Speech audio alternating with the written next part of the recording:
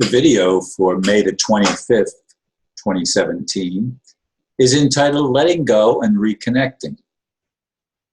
Wow. Once again, I woke up at 2 a.m. Just as yesterday, I realized that I am processing the need to let go of people and groups in my life. Since I have been a creature of habits, that's challenging.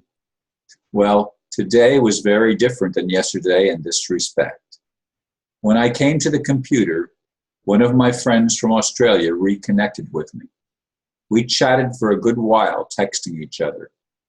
For me, that was a gift, lifting my spirit.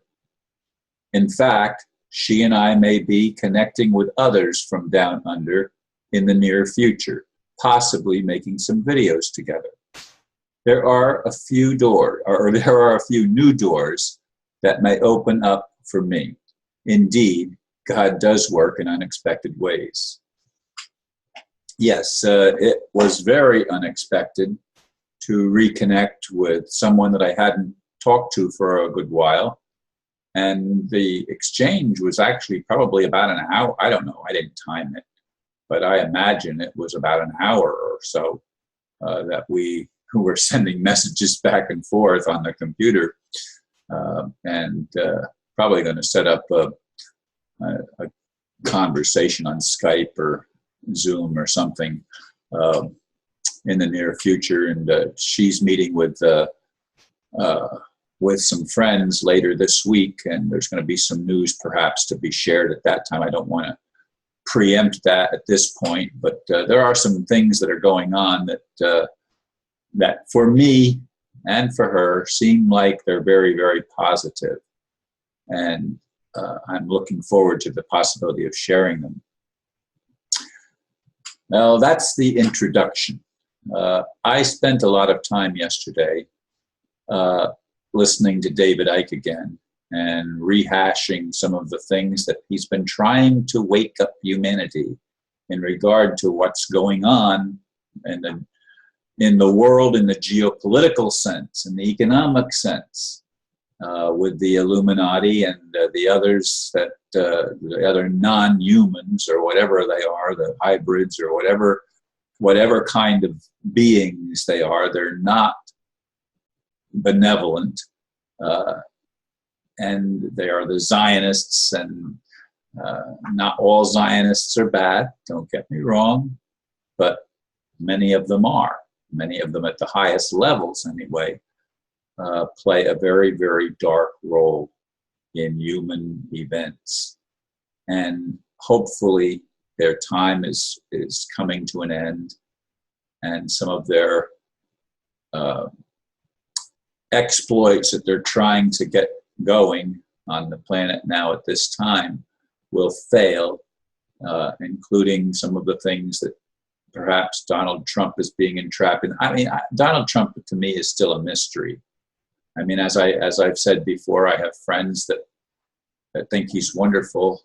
I'm not so convinced at all, but he could be being manipulated like many others have been manipulated that may have wanted to do good things and were told who the boss was. And the boss is malevolent. The boss does not have the highest interest of humanity in mind, does not have love in mind, does not have freedom for all in mind. The freedom that they want for themselves is the freedom to be bad, the freedom to be child molesters, the freedom to drink human blood, the freedom to participate in satanic rituals. And this is something that we have to wake up to. We can't keep putting our heads in the sand and pretending these things that are happening on our planet don't exist or are meaningless. They are not meaningless.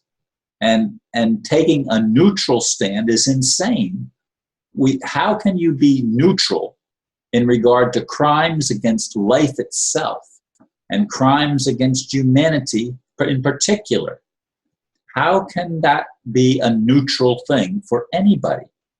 You say, well, but it's just an illusion, Ron.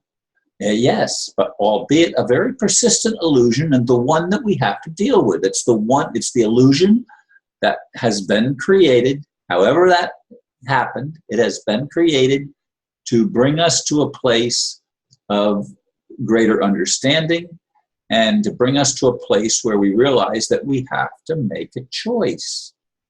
It's not neutral. It's a choice. Do you want to be liberated or do you want to be enslaved?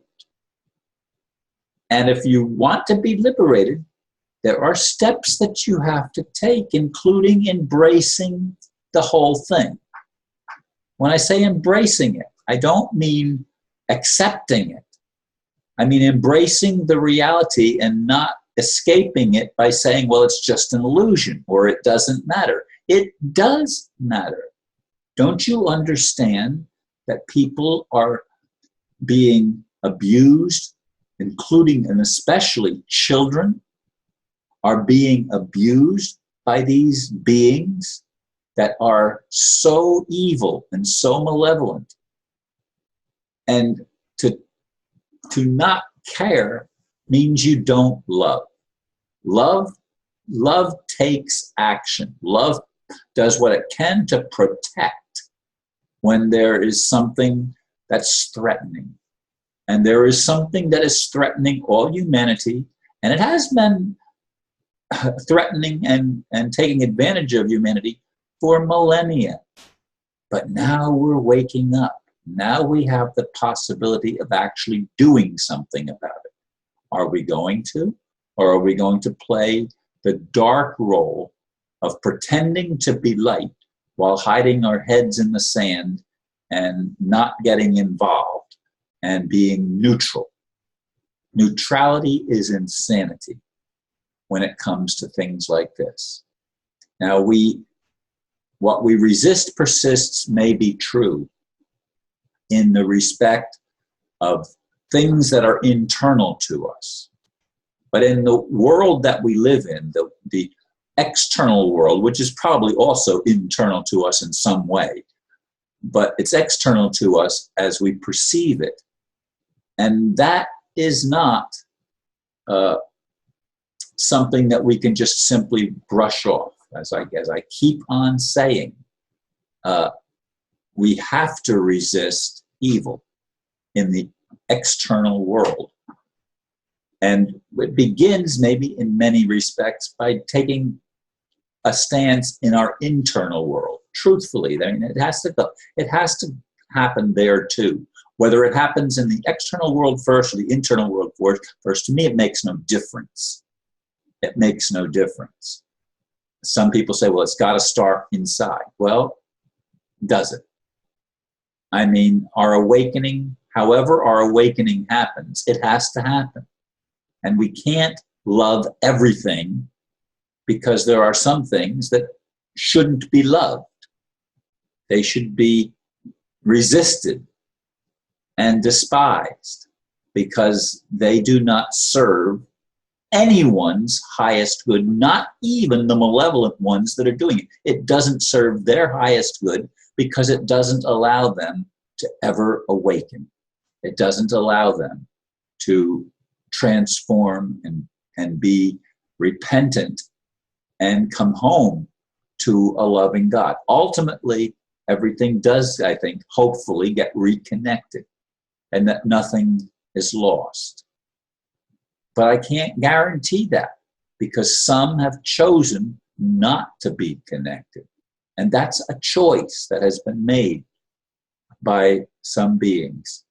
So while it's important to let go in our individual lives of things that no longer serve us, while it's important to reconnect with those ideals that are important to humanity and to our continued existence as a human race, we have to recognize that it's time to awaken. We've been given the gift of awareness. We are now, because of the internet, aware of the bigger picture.